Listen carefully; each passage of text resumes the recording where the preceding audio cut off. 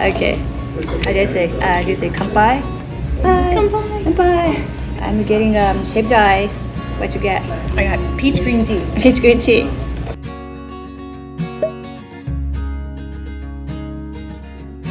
She's Ashley.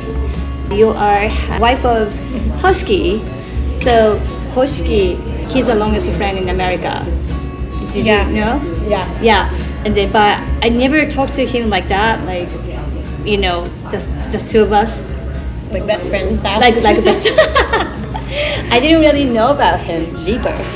So it was kind of fun talking to him. But also I didn't know he was such a nice guy.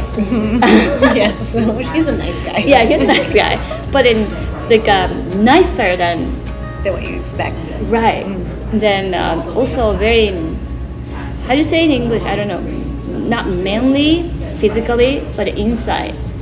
Yeah. He's very confident in his own skin. So Yeah. That just makes him masculine by default.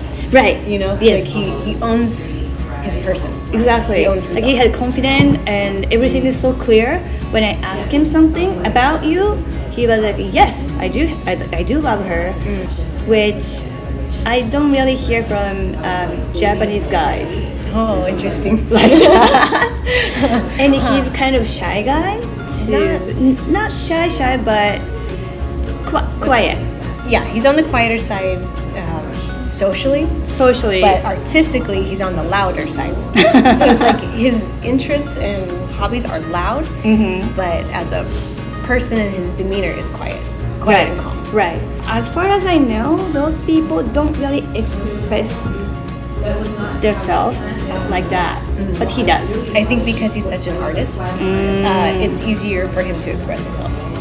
Yeah, so it was interesting. He was talking about you.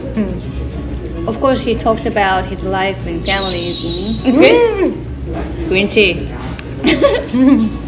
But I was more curious about you after I talked to him, because you grew up in this area. Yeah. Especially your high school. I don't think there are a lot of Asians. So no, there's a handful. But it's mostly Caucasian and Mexican. Yeah, right? It's the majority. So, yeah, but your husband is Asian, Japanese, who came from Japan, was born in here. Right. So, and then this is very rare that wife is Caucasian and husband is Asian, right? From Japan. From Japan. From another Asian country. Right. Yeah. You know that. You feel that too.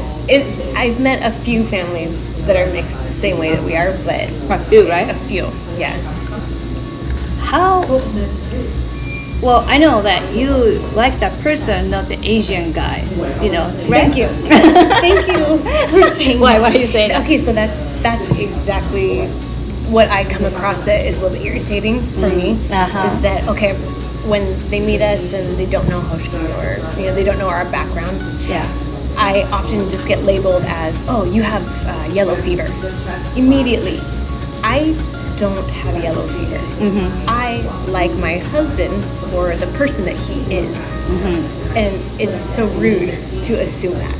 For me. Like, it irritates me very much. I see. And I get that a lot. Did you kind of expect that I was going to ask you that? No. But it does happen a lot. Often. Not so much anymore because times are changing. Yeah. Everything is becoming more accepted within our community. Right. Everywhere. But when we were first dating, or if we traveled to Japan, out of the States, that's when I feel, oh, she has yellow fever. Like, no, my husband is a good guy. And when I met him and fell in love with him when we were younger, I liked him for him, not because he fit what someone likes in Asian culture. I think because people think that way, they like that person individually, but a lot of times, I don't know, I feel like those Caucasian or whatever non-Asian guys, when they love Asian because of Asian, that's what I feel. I understand. Yeah. It is common. Unfortunately, it is common because there are lots of stereotypes going both ways, men and women. But yeah, I think as time is going on, it is getting a little better. Yeah. Socially. So now you're a bit better? Not really many people ask you that anymore? It still happens. Like, they just don't say it to my face. So you had a non-Asian boyfriend before, right? Yes. So to prove my point, yes, I have dated Mexican, white, all kinds. All colors. Yes. Did you have a crush on him, or like gradually? Well, like how it started? Yeah, how it started. Oh, okay. So we had mutual friends in the music scene. HOSHIKI was a musician, as you know. Yeah. And I was actually planning a trip to Japan for the first time, and it was right when we started college. I had a girlfriend that was going to go teach English in Japan, and I told her I'd go visit her, and then I needed help because I didn't know what I was doing with tickets or rail pass, what I needed and what I didn't need. So I thought, that guy is super Japanese from Japan. I'll ask him.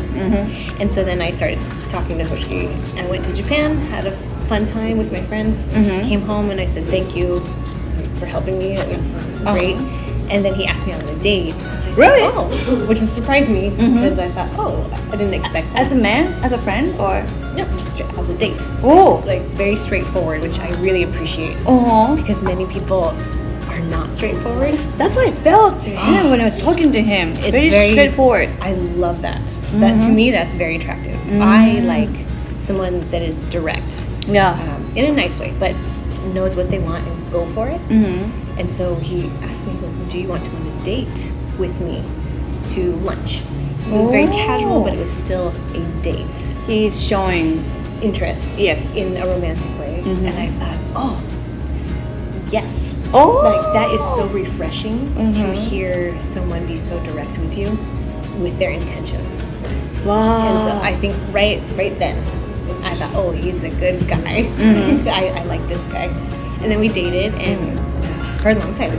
We just casually dated and our relationship progressed and then became, boyfriend, girlfriend, and then from there we got married, from there we had kids. So perfect. Yeah. So I was very impressed with him. I think a lot of women like that way. Which I think a lot of guys don't do that way. Right? They like kind of gray zone. Not really girlfriend, but want to keep in touch. Not too far, not too close. They don't want to commit. Right, they don't want to commit. Commitment is attractive. It's attractive, especially when you're getting older. Yeah, man. Listen. Please be direct with your intentions. It's fun to play the dating game, but don't waste time. Because I don't have time. I wanted someone that we all get older. Me, and he's a good dad. Good dad too. Such a good dad. You never had a complaint about him, even like a little small thing. Like normal things, normal household things, but a healthy relationship. And he's very helpful in the house too. He works hard, tries his best to make time for us, and he makes time for his kids. Even if it stresses him out. Which one has more power in the house? You have an equal power? You have more? I probably have a little bit more say. Yeah. I think my say is more final because I'm a little bit more stubborn. I'm a lot more stubborn. Than HOSHIKI.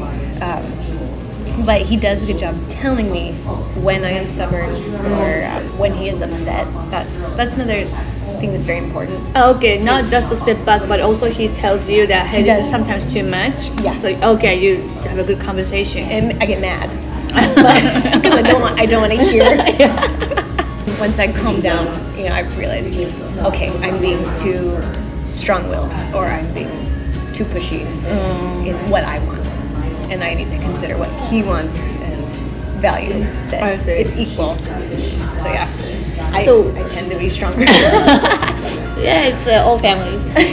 Happy wife, happy life, right? Yeah. That's true. So then the question is, so when you guys have this conflict, do you sometimes tell him that it's culture difference? Like I was told sometimes, you don't know American culture, but in America, everyone does this. Yeah, this is normal. That's what he said that to me every time. Yeah, it does come up a lot. Yeah, right? Okay. Cultural differences do come up. and we address them when they come up. Yeah. Because you never expect them to. Right. Because again, you just assume that this person knows this or they Right. act this way because of this. But it's normal for you, but not normal for him. Yeah. So I think that's our constant battle is small cultural differences that happen when they happen. Yeah. You know, it's unpredictable. So it happens to you guys too, huh? Oh yeah. So you Like raising kids. I like raising, my children this way, and he thinks, no, that's not good. They need to do more of this, or I need to be more strict. That was a big fight, right? Like, I feel like When it comes to kids, it's gonna be more serious and yeah. Yeah, I think, as parents too, just as mom and dad role, it's you always have to try your best to agree and be on the same page to raise kids together, and that's difficult for everybody. So Right. I feel like, that's probably what we argue about the most is either About- what's best for the kids. the kids. Anything bothers me, it's that they don't get enough Japanese right now. Do they speak? No. They try and they understand a lot, but they can't speak it. Yeah, HOSHIKI said at home he even speak to them in English because you don't know what they're talking about. Yeah. And that's the rule. That's what he thinks, and that's kind, But I want him to speak it. to them in Japanese. Oh, really? Because Even I though- can't. That doesn't bother me. Oh, really? I think that's a misconception that he has too. Is that So HOSHIKI doesn't speak, huh? In Japanese Not- to kids? no, not really at home. He does here and there. Like His English so perfect too. He doesn't have that accent, huh? I don't hear it. You don't hear it, right? No, some words will come out where I'll hear it. Yeah. But not enough to say anything. That's He's practiced so great. He's practiced so much when he was doing job interviews on his language and speaking out loud. Was he already like that when you met him at college? He had an accent at that time? No, he has only gotten better. So it has disappeared over time even more. So when I first met him, it was very slight. Oh, already? Yeah, it already was very slight. He worked very hard before I knew him in language school. And he surrounded himself with just American friends. Yeah. Didn't stay in Japanese groups. He doesn't really have Japanese friends. We only have a handful. So, just a handful. Really worked hard to surround himself purposely with non-Japanese Oh, speaking purposely. people. Yeah, so he could immerse himself fully and do what he wanted to do. I see.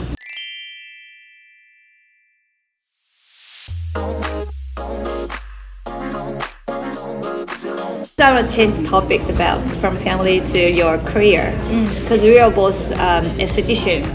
So for your career goal, do you have any in the future? Like what you want to be in like 5-10 years?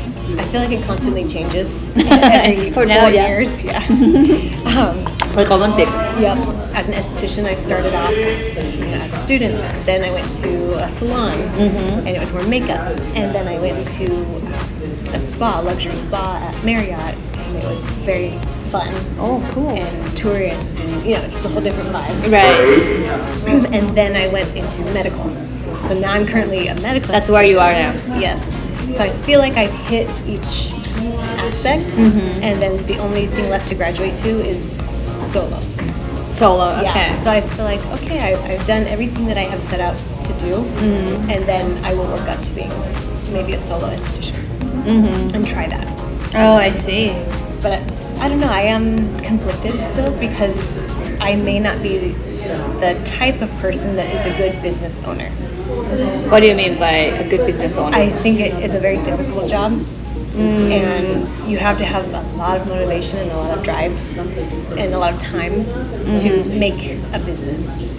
It's not an easy thing, and I know that. But if you don't hire anyone, you just work on your Just own. me, yeah. Probably you don't need that much time and work for that. More if you hire someone, then that will there's be more more. to Yeah. it. Yeah, having employees. Because you have a good communication, you know the good stuff. I don't think you compromise the products and your service and time. you always focus on the client for their happiness. I think you're ready already. Like you already have, all that. Thank you. That time with the family. Time is hard, yeah. So maybe in a few years, I'll get to that point. But yeah, I see you've accomplished so much coming from just you to opening your own business, branching out, doing different things, having employees. To me, that's a lot. You did a good job and have 2 kids. It's like that is just such a mountain for me to climb to get to where you are. And that may not be what I want in the end, but I know it's hard work. So I don't know if I'm ready for that. Yeah, if you don't have a husband, it's easier. No one's holding you back. No, just joke, but yeah, I see. Well, I didn't get there right away. It takes time. So step by step. I wanted to ask you, just tell me your favorite skincare brand that you use or you want to recommend. Okay. Well, definitely medical grade. Of course. There's some jewels at Sephora. There's some jewels at Ulta. Tell my kids about it, please. Yes. For your skin, obviously sunscreen of any kind. Yep. As I have learned, as I am aging prematurely, sunscreen is the best medicine for your skin. Preventative care is the best. But if I could pick one product line right now that's my favorite, it's from Spain, and it's called Isdin. Isdin? Yes, ISDIN, Isdin. Okay. It is my favorite. Every product I have tried from this company has exceeded my expectations. And it's only sold at dermatology offices or medical grade. So your spa has it? Yes. Oh, okay. Okay, I want to tell my kids or 10 years old, like those around the age, all the brands from Sephora, Ulta. It's marketing. Marketing, okay? All good products are always in a med spa or sold by professionals. Sold by professionals. So I'm a professional esthetician. Kids, listen.